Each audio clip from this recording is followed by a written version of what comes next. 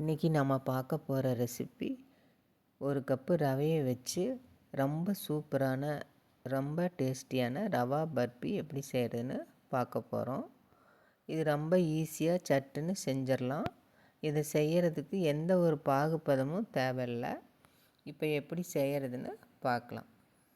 ஸ்டவ்வில் ஒரு கடாய் வச்சுருக்கேன். அதில் 2 ஸ்பூன் நெய் சேர்த்துக்கலாம். அதில் ஒரு 10 முந்திரி சேர்த்துக்கலாம். சேர்த்து நல்லா லைட்டாக செவக்கட்டுன்னு எடுத்து வேறு பிளேட்டுக்கு மாற்றி எடுத்து வச்சுக்கலாம். இப்போ நல்லா செவந்து வந்துடுச்சு, வேறு பிளேட்டுக்கு மாற்றிட்டோம். இப்போ அதே நெய்யில் 1 கப் அளவுக்கு ரவை சேர்த்துக்கலாம். நீங்கள் எந்த கப்பில் எடுக்கிறீங்களோ எல்லா அளவுகளும் அதே கப்பில் எடுத்துக்கணும். 1 கப்பு ரவை சேர்த்து நல்லா வாசனை வர அளவுக்கு நல்லா வறுத்து எடுத்துக்கணும். ரொம்பவும் செவந்துடக்கூடாது, நல்லா வாசனை வரணும். அந்தளவுக்கு நல்லா வறுத்து எடுத்துக்கலாம். இப்போ நல்லா வறுபட்டு வந்துடுச்சு. இதை வேறு பிளேட்டில் மாற்றி நல்லா ஆற வச்சுக்கலாம். நல்லா ஆறணும். அடுத்ததாக அதே கடாயில் 1 ஸ்பூன் நெய் சேர்த்துக்கலாம். எந்த கப்பில் ரவை அளந்தோமோ அதே கப்பில் 1 கப்பு தேங்காய் துருவல் எடுத்துக்கலாம். அதையும் நல்லா அந்த ஈரப்பதம் போகிற அளவுக்கு நல்லா வறுத்து எடுத்துக்கலாம். நல்லா தேங்காய் துருவலில் இருக்கிற அந்த ஈரப்பதம் போய் நல்லா ஒன்றோடொன்று ஒட்டாமல் நல்லா வரணும். கொஞ்சம் கூட அந்த ஈரப்பதமே இருக்கக்கூடாது. அந்தளவுக்கு நல்லா வறுபட்டு வரணும். அதே மாதிரி தேங்காய் துருவல் கலரும் மாறக்கூடாது. இப்போ பாருங்கள், நல்லா ஓரளவுக்கு ஈரப்பதமெல்லாம் போய் கலர் மாறாமல் நல்லா ஒன்றோடொன்று ஒட்டாமல் வந்துடுச்சு. இப்போ நம்ம இதையும் எடுத்து ஆற வச்சுக்கலாம். ஒரு பிளேட்டில் கொட்டி ஆற வச்சுக்கலாம். ஒரு தட்டில் நெய் தடவி எடுத்து வச்சுக்கலாம். நீங்கள் எந்த தட்டு வேணாலும் எடுத்துக்கலாம். நெய் தடவி எடுத்து ரெடியாக நம்ம வச்சுக்கணும். இப்போ அடுத்ததாக நல்லா ஆறி வந்துடுச்சு. ரவை வறுத்து ஆற வச்சோம் இல்லையா, அது நல்லா ஆறி வந்துடுச்சு. மிக்ஸி ஜாரில் சேர்த்துக்கலாம். தேங்காய் துருவலும் ஆறிடுச்சு, அதையும் நம்ம மிக்ஸி ஜாரில் சேர்த்து அரைச்சிட்டு வந்துடலாம்.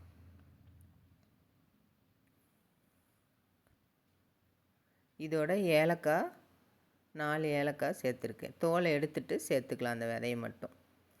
இப்போ அரைச்சிட்டு வந்தாச்சு பாருங்கள். நல்லா இந்த அளவுக்கு முடிஞ்ச அளவுக்கு நைஸாக அரைச்சி எடுத்துக்கலாம். நல்லா நைஸாக அரைச்சி எடுத்தாச்சு. அடுத்து ஸ்டவ்வில் கடாய் வச்சு நம்ம அரைச்ச ரவையும் தேங்காயும் அதில் சேர்த்துக்கலாம். இப்போ 1 கப்பு சர்க்கரை சேர்த்துக்கலாம். எந்த கப்பில் அளந்தோமோ அதே கப்பில் அரை கப்பு பாலும் சேர்த்துக்கலாம். சர்க்கரை நீங்கள் உங்கள் இனிப்பு சுவைக்கு தகுந்த மாதிரி சேர்த்துக்குங்க. ஒரு சிட்டிக்கு உப்பும் சேர்த்துக்கிறோம். அப்போ தான் இனிப்பு சுவையை நல்லா தூக்கி கொடுக்கும். அதுக்காக உப்பு ஒரு சிட்டிக்கு சேர்த்துக்கலாம். இப்போ எல்லாம் சேர்த்து நல்லா கலந்து விட்டுடலாம். ஸ்டவ் ஆன் பண்ணிவிட்டு நல்லா கலந்து விட்டுக்கலாம்.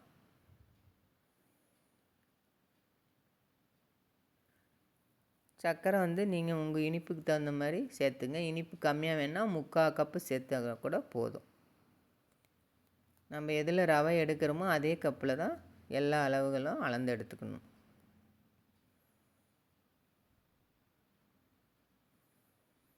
இதுக்கு பாகுபதெல்லாம் எதுவும் தேவையில்லை. கொஞ்சம் திக்காகி வந்தோடனே நம்ம எடுத்துக்கலாம்.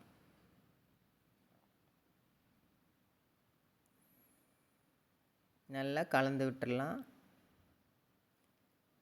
இப்போ பாருங்கள், கொஞ்சம் சர்க்கரையெல்லாம் கரைஞ்சி நல்லா இலகி வந்துருச்சு.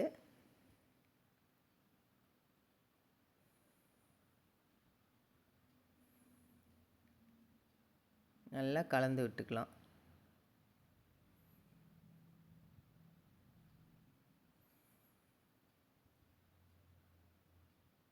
சட்டுன்னு ஈஸியாக செஞ்சு முடிச்சிடலாம். ரொம்ப டேஸ்ட்டாகவும் இருக்கும். நினச்ச உடனே ஒரு 10 நிமிஷத்தில் செஞ்சு முடிச்சிடலாம் இந்த ஸ்வீட்டை.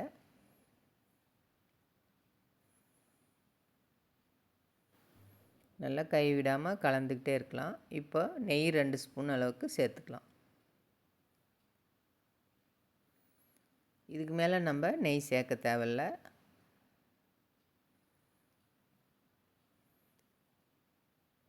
நல்லா கலந்து விட்டுக்கணும்.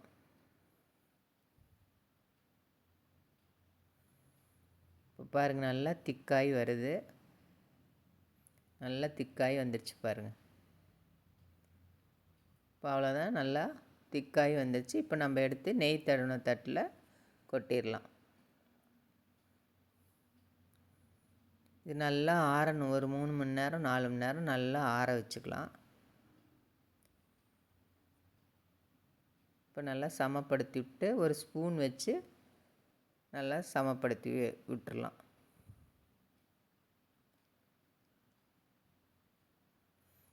ஸ்பூனில் நல்லா நெய் தடவிக்கிட்டு நல்லா சமப்படுத்தி விட்டுடலாம். கொஞ்சம் லைட்டாக சூடு இருக்கையிலே நம்ம கத்தியால் கட் பண்ணி வச்சுக்கலாம். லைட்டாக சூடு இருக்கையிலே கத்தியால் கட் பண்ணிக்கலாம். ஒரு கத்தி வச்சு நல்லா கட் பண்ணி விட்டுடலாம். உங்களுக்கு எந்த ஷேப்பில் வேணுமோ அந்த ஷேப்பில் கட் பண்ணிக்கோங்க. நான் ஸ்கொயர் ஷேப்பில் தான் கட் பண்ணி விட்டுருக்கேன். இது மேலே நம்ம முந்திரியை வறுத்தோம் இல்லையா, அதை வச்சுக்கலாம். இப்போ ரெடி ஆகிடுச்சு பாருங்கள். ஒரு 3 மணி நேரம் ஆற விட்டு எடுத்தோம்னா இந்த மாதிரி வந்துடும். நல்லா சூப்பராக வந்திருக்கு. நீங்களும் இதே மாதிரி இதே அளவுகளோடு செஞ்சு பாருங்கள். இந்த மாதிரி செஞ்சு கொடுங்க. எல்லாருமே விரும்பி சாப்பிடுவாங்க. அவ்வளோ டேஸ்ட்டாக இருக்கும். லைக் பண்ணுங்கள், ஷேர் பண்ணுங்கள், சப்ஸ்கிரைப் பண்ணுங்கள். நன்றி, வணக்கம்.